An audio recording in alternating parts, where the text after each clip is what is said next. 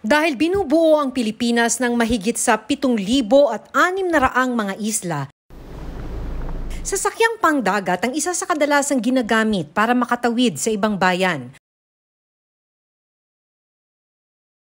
Diyos ko po, Panginoon ko. Pero sa ilang pagkakataon, nagiging peligroso ang paglalayag. Ano nangyari? Ba't nasusunog ang aircraft? May 23, 2022, nasunog ang fast craft na MV Mercraft 2 habang bumabaybay sa karagatan ng Real, Quezon. Ang ilan sa mga biktima, ramdam pa rin hanggang ngayon ang epekto ng trahedya. Nakuha ba ng mga biktima ang hinihingi nilang danyos at hustisya? Sobrang masakit po yun sa amin, tsaka trauma na rin po na hanggang ngayon. Hindi ko pa rin malimutan na parang daladala ko na din po yun. Nitong Miyerkules ng gabi, ipinarating sa PCG Zamboanga na nasusunog ang passenger vessel na MV Mary Joy 3 na biyaheng hulo. Umabot na sa 216 na pasahero ang nailigtas, pero 28 na ang nasawi. Nito lang Lunes, pinayagan ng Philippine Coast Guard ang reporter's notebook na makasama sa kanilang inspection sa isang barko. Ano ang kanilang matutuklasan?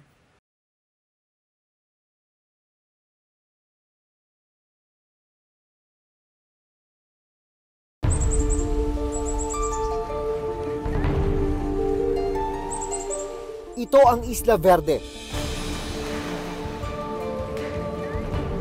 Ang itinuturing na Center of Marine Biodiversity ng buong mundo. Dito matatagpuan ang mahigit 300 coral species at underwater rock canyons kung saan nakatira ang nasa 60% ng world's known fish species.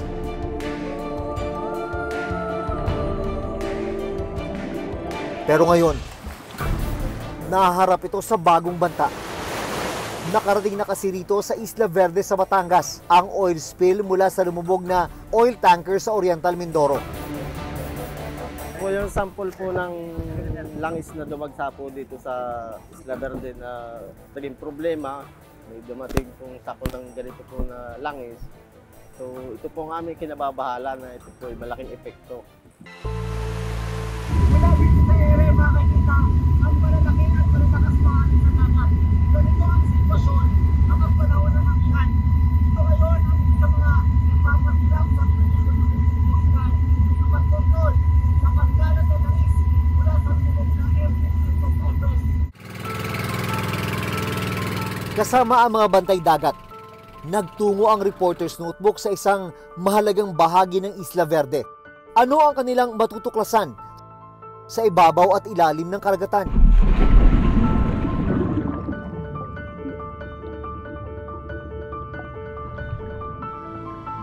Ano ang ginagawang tugon ng pamahalaan para maprotektahan ang yaman sa Isla Verde, pati na rin ang ibang apektadong lugar?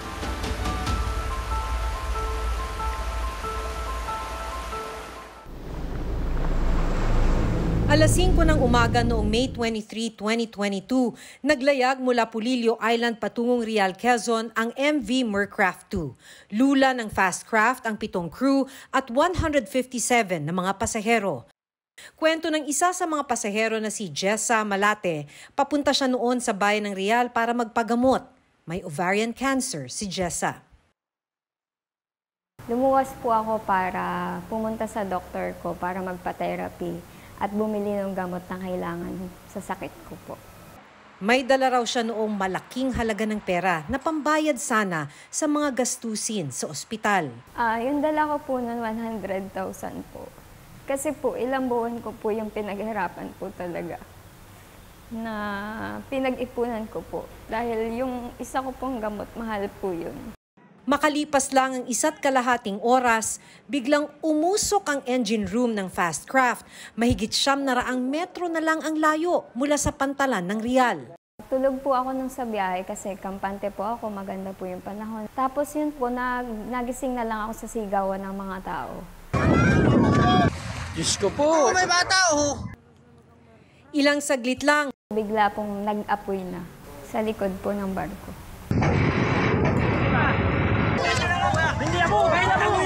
Dito na nataranta at isa-isang tumalon sa dagat ang mga pasahero kabilang si Jessa. Wala po akong choice kundi tumalo na lang po.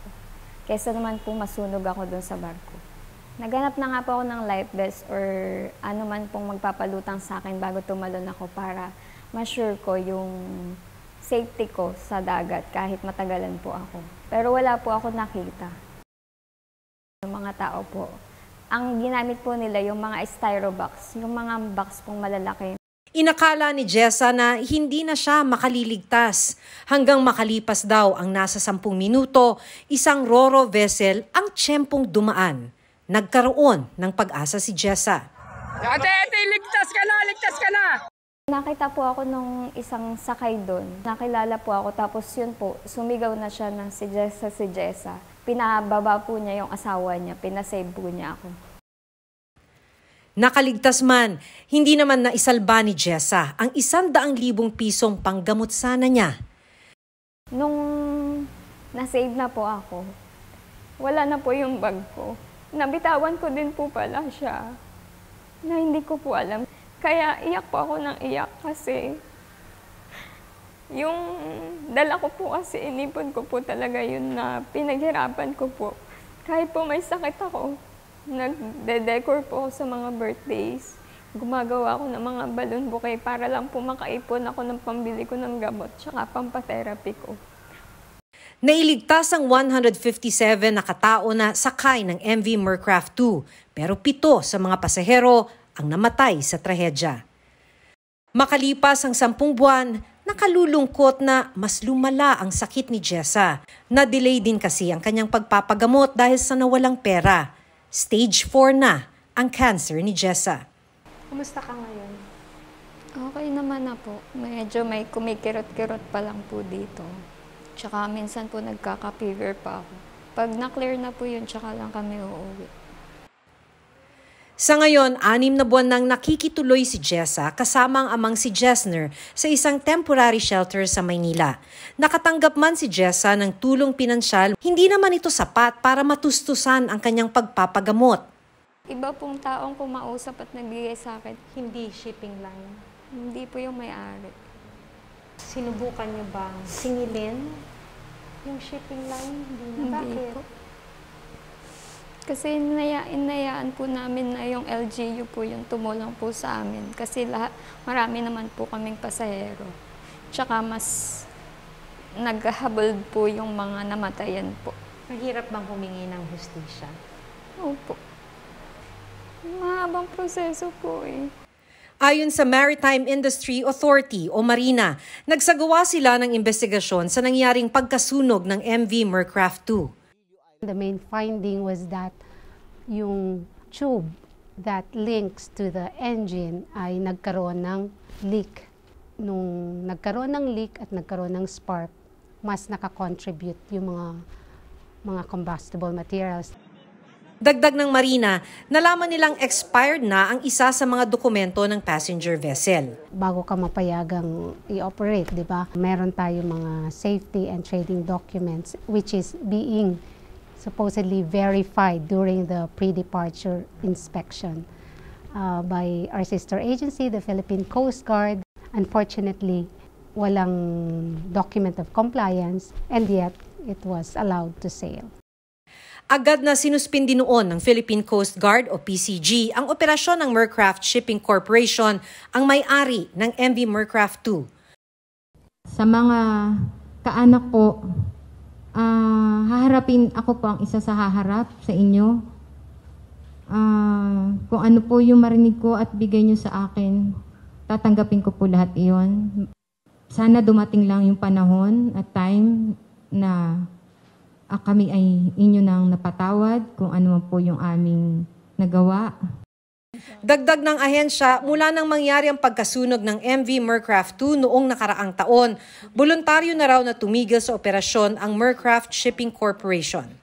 Operator actually voluntarily gave up his certificate of public convenience and stopped operations. Of course, after settling the penalties with the Marina. Hindi rito natatapos ang mga sakuna sa dagat. Nitong Miyerkules ng gabi, ipinarating sa PCG Zamboanga na nasusunog ang passenger vessel na MV Mary Joy 3. Mula Zamboanga City ay papunta sana ng Hulo ang barko. Sakay nito ang 35 na crew ng passenger vessel at 205 na pasahero. Rumesponde sa insidente ang Naval Forces Western Command. Umabot na sa 216 na pasahero ang nailigtas, pero 28 na ang nasawi.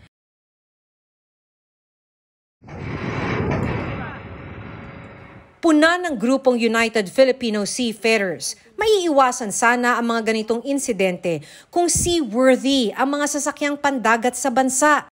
Ang mga barko dito, kahit na mag-inspeksyon tayo, no, mga 97% are unseaworthy. Kung matagal na talaga, hindi na yan safe kung lumang-luma na. Kasi yung makina niyan, mahina na, at yung ibang mga parte dyan, kinakalawag na, manipis na, no? Kaya sinasabi ko sa iyo na a ship is not designed to sink unless the stability of that vessel, of that ship, is altered. Sa datos na nakuha ng GMA News Research, mula taong 2019 hanggang 2022, 1,020 na sakuna sa dagat ang naitala ng Philippine Coast Guard. 144 na pasahero ang nawala o missing, habang 163 na tao naman ang namatay sa mga trahedya sa karagatan. Dito sa Batangas City Port, biyahe ang 9 na buwang buntis na si Giselle Menes. Ngayon lang daw uli siya makakauwi sa kanilang bayan sa Odjongan, Romblon matapos ang halos 1 taon. Uuwi ako kasi nga doon ko ako manganganak. Umuwi ako doon kapag holiday lang eh. Isa raw sa kanyang binabantayan bago magbiyahe ang lagay ng panahon. Pag okay ang panahon, doon ako luluwas. Pero kapag hindi, ayoko makipagsapalaran. Para masigurong ligtas ang magiging biyahe ng mga pasahero tulad ni Giselle, naabutan namin ang inspeksyon ng PCG sa papaalis na passenger vessel. Bali, ito po yung ating life raft. Yung capacity po ng life raft natin, kailangan na mag-correspond po din siya sa number of passengers po natin. Para kung sakali nga po mag-abandon ship po, lahat po ng pasahero natin ay sigurado pong ma-occupy ng mga life raft natin. Kung magkasunog, importante na merong fire extinguisher sa barko. At sakaling tumalon sa dagat ang mga pasahero kapag may sakuna. Bali, ito pong ating mga life jackets na ito, accessible po ito sa mga pasahero. Kung sakali pong kailangan natin ng mag-abandon ship, madali pong makukuha ng mga pasahero na on board po dito. Makalipas ang 10 oras na biyahe, ligtas na nakarating si Giselle at kanyang mister sa kanilang lugar sa Odjongan. Siyempre po masaya kasi makakasama ko na po yung anak ko, yung panganay ko. At the same time, masaya kasi madadagdagan kami yung pinagbubuntis ko. Mapapeak o off-season man ng pagbiyahe ng mga pasahero, mahalagang siguraduhin ang kaligtasan ng lahat ng mga maglalayag sa karagatan. Lagi po akong, pag nagkikwento, naiiyak ako dahil dun sa trauma po na hindi ko malimutan. Yung takot na anytime, yung parang sa isang igla pwede kang mawala. Dahil ang maliit o simpleng kapabayaan, maaaring mauwi sa malaking trahedya. Ate, ligtas ka na! Ligtas ka na! Sa huli, kailangan ding mapanagot ang sinumang may pagkukulang. Hanggang sa susunod na Sabado, ako si Maki Pulido at ito ang Reporter's Notebook.